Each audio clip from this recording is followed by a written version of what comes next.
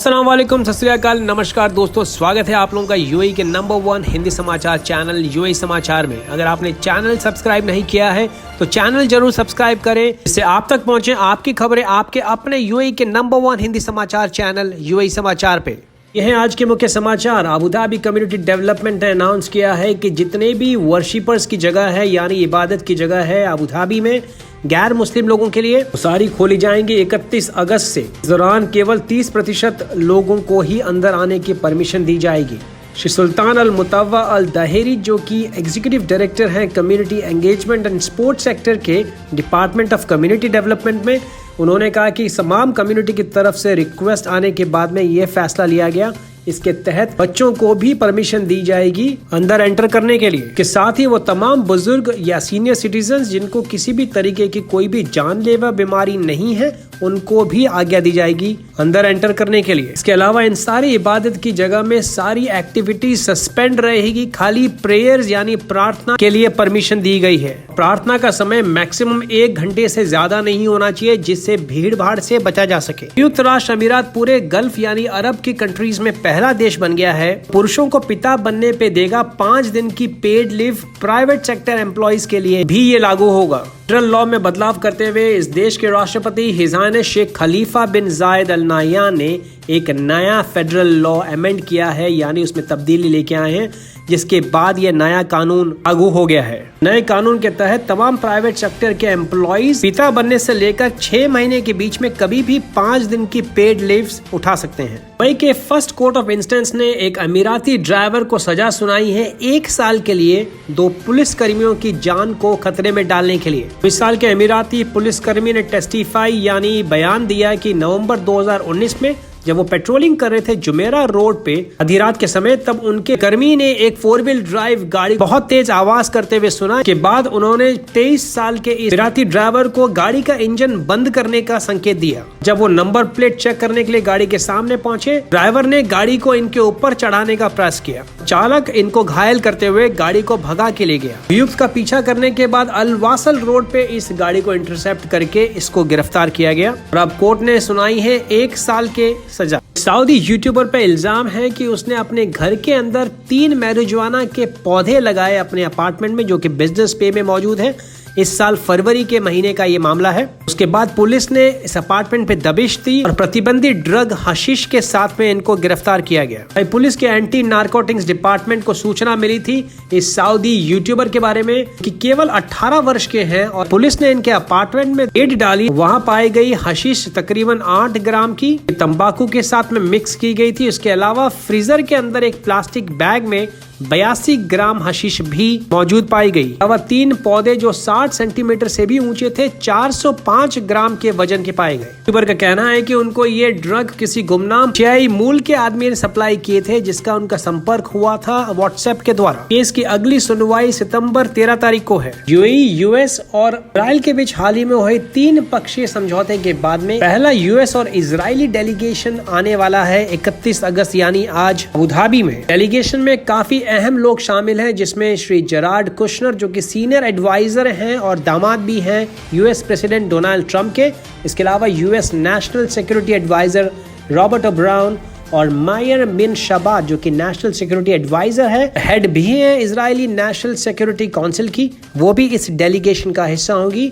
और ये आ रहा है, ये सारे डेलीगेशन उड़ान भर रहे हैं इजराइल की पहली कमर्शियल फ्लाइट पे जो लैंड करेगी अबू धाबी में आज। प्रतिनिधि मंडल में finance, health, civil space, aviation, foreign policy, diplomacy यानी राजनयिक स्तर, टूरिज्म, कल्चर सेक्टर्स के तमाम रिप्रेजेंटेटिव्स शामिल होंगे। अगर आप एक साइकिलिस्ट हैं और साइकिल चलाने में रुचि रखते हैं तो ये आपके लिए बड़ी अच्छी खबर है। दुबई म्युनिसिपैलिटी ने अनाउंस किया है कि मशरिफ पार्क तमाम साइकिलिस्ट सुबह 6 बजे से लेकर शाम को 9 बजे तक एंटर कर सकते हैं और वो भी बिल्कुल मुफ्त। स्पेशल लेन्स और ट्रैक्स बनाए गए हैं पूरे पार्क में चारों तरफ।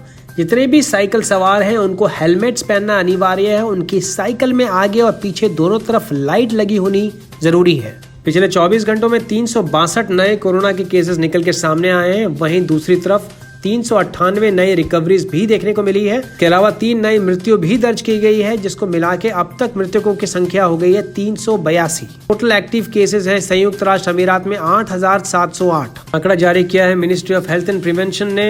83,955 नए टेस्ट करने के बाद यमन के शहर हद्रामौत के लोगों की सहायता के लिए यमन के पोर्ट अल मुकल्ला पर भोजन और स्कूल का सामान लेकर एक यूएई सहायता जहाज पहुंच चुका है।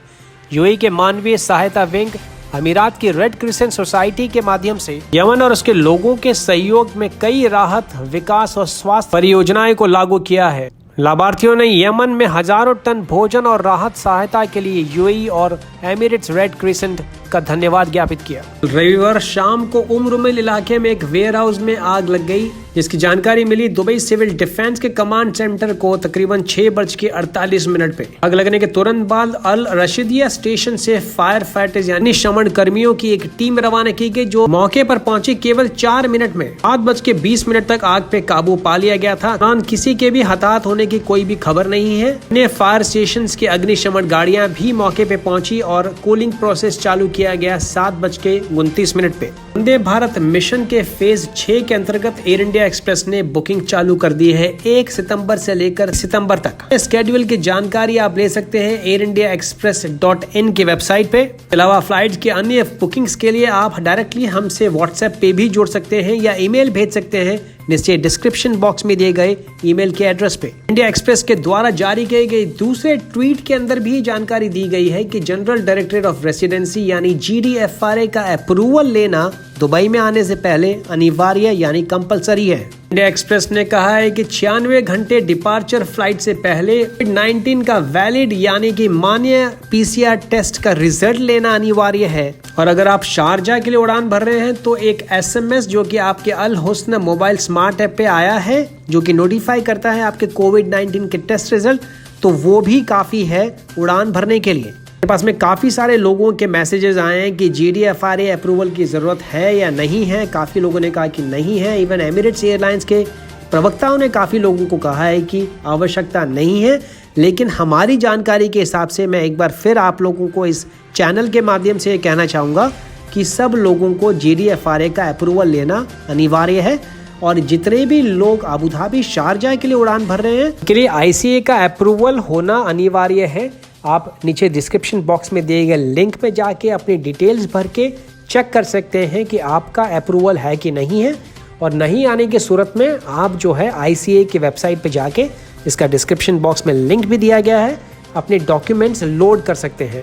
हालांकि इसके बारे में अभी अथॉरिटीज़ ने कुछ भी नहीं कहा है कि अगर आपकी डिटेल्स रेड में आती है जिसमें लिखा गया है कि 60 दिन के बाद में आपको अप्लाई करना होगा, इसके बारे में अभी कोई भी क्लैरिटी नहीं आई है कि क्या इस सूरत में इन सारे लोगों को 60 दिन का इंतज़ार करना पड़ेगा या उसके बाद में कुछ समय के बाद में भी वापस चेक कर सकते हैं या नहीं। तो ये थे अब तक के मुख्य समाचार। दोस्तों, अगर आपने चैनल सब्सक्राइब नहीं किया है तो चैनल जरूर सब्सक्राइब करें, घंटी ज़रूर बजाएं, जिससे आप तक पहुंचे यूएई के तमाम बड़े और मुख्य समाचार सबसे तेज और सबसे पहले। अगर आपको विजिट वीज़ा अप्लाई करनी है, फ्लाइट्स टिकट्स बुकिंग करनी है, और अगर आप दुबई आ रहे हैं जॉब की सर्च में और आपको यहाँ पे किसी भी किस्म के एकोमोडेशन की आवश्यकता है, तो आप हमारे संपूर्ण पैकेज का फ़ायदा उठा सकते हैं।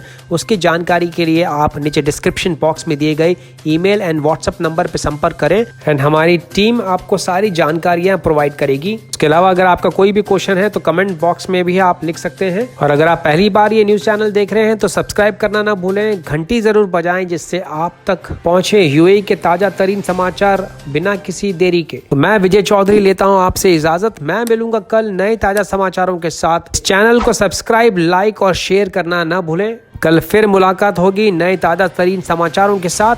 तब तक रखें अपना ख्याल। सत श्री अकाल, मा सलामा, शबा खैर, नमस्कार।